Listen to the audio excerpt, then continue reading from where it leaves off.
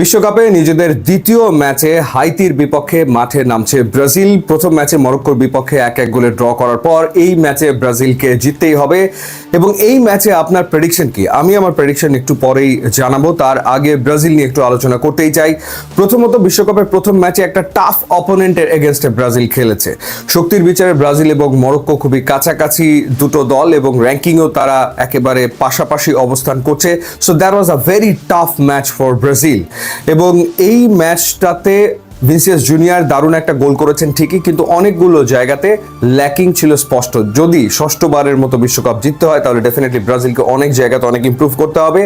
দৃষ্টিকটু যেটা ছিল সেটা হচ্ছে মিডফিল্ডে বল ধরে রাখতে না পারা এবং বল রিকভার করতে না পারা। এই জায়গাটাতে ক্যাসিমিরো তিনি আসলে খুব একটা ভালো পারফর্ম করতে পারেনি। ইনফ্যাক্ট ক্যাসিমিরোকে আসলে খুঁজেই পাওয়া যাচ্ছিল না, এবং লুকাস পাকেতা তার পারফরমেন্সও হতাশাজনক ছিল। রাফিনার পারফরমেন্স কি খুব একটা ভালো ছিল না? উত্তর হচ্ছে যে খুব একটা ভালো ছিল না। ভিনিসিয়াস জুনিয়র যেরকম পারফর্ম করেছেন, যদি আর এক উইংয়ে রাফিনা ঠিক একই রকম পারফর্ম করতে পারতেন তাহলে হয়তোবা ব্রাজিল ম্যাচটা জিতে বেড়ে যেতে পারতো। সেই ক্ষেত্রে কার্লো অ্যানচেলোত্তি প্রবাবলি হাইতির বিপক্ষে তার প্লেইং 11-এ বেশ কয়েকটা পরিবর্তন আনতে চলেছেন, এবং পরিবর্তন এনে দেখবেন যে রেজাল্ট আসলে কি দাঁড়ায়। হাইতি তুলনামূলক অনেক দুর্বল দল। র্যাঙ্কিংয়ের দিকে তাকালে তারা কত 85 বোধ হয়, 85-তে রয়েছে। এবং ব্রাজিলের বিপক্ষে হাইতি এর আগে 3বার খেলেছে এবং 3টা ম্যাচে বড় বড় মার্জিনে তারা হেরেছে। এর ভেতরে একটা ম্যাচ তারা হেরেছিল 7-1 গোলের ব্যবধানে, 7-1, রাইট? সো একটা কি বলবো, এটা একটা হিস্টোরিক স্কোর লাইন হয়ে গেছে। তো সেটা ছিল 2016 সালের কোপা আমেরিকা।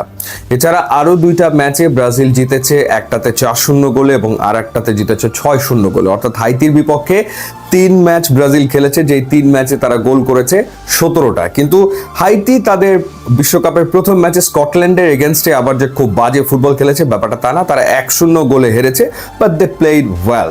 সো ফিলাডেলফিয়াতে আসলে ব্রাজিলের এগেনস্টে হাইতির লক্ষ্যই থাকবে যে কত কম গোল হজম করে মাঠ থেকে আসলে বেরিয়ে যাওয়া যায়। ক্লিয়ার ফেভারিট এই ম্যাচে ব্রাজিল, কোনো সন্দেহ এ ব্যাপারে নেই।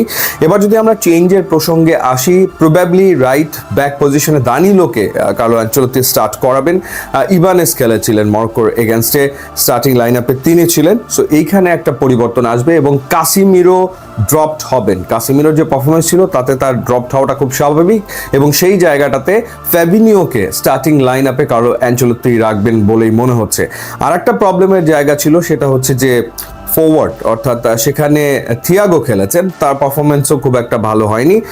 পরে আমরা কুনিয়াকে দেখেছি। সো আজকে মনে হচ্ছে যে কুনিয়া তিনি থাকবেন, একেবারে শুরু থেকে তিনি আসলে থাকবেন। সো ওভারঅল যদি বলি, সো অ্যালিসন বেকার পোস্ট গোলবারের নিচে তিনি, এরপর দানিলো হচ্ছে রাইট ব্যাক পজিশনে, এরপর 2 সেন্টার ব্যাক পজিশনে মার্কুইনস, তিনি তো থাকবেনই, এবং তার পাশে থাকবেন হচ্ছে গ্যাব্রিয়েল প্রবাবলি, এবং লেফট ব্যাক পজিশনে সান্তোস থাকবেন। এরপর মাঝ মাঠে গিমিরেজের সাথে প্রবাবলি যার কথা বলেছি যে যিনি এর আগের ম্যাচে সাবস্টিটিউট হিসেবে নেমেছেন ফ্যাবিনো, তিনি। এরপর Vinicius junior, Raphinha, Cunha. So এরকমভাবেই প্রবাবলি কার্লো অ্যানচেলোত্তি হয়তো একটা লাইন আপ সাজাবেন, অর্থাৎ 3টা চেঞ্জ নিয়ে প্রবাবলি ব্রাজিল খেলবে।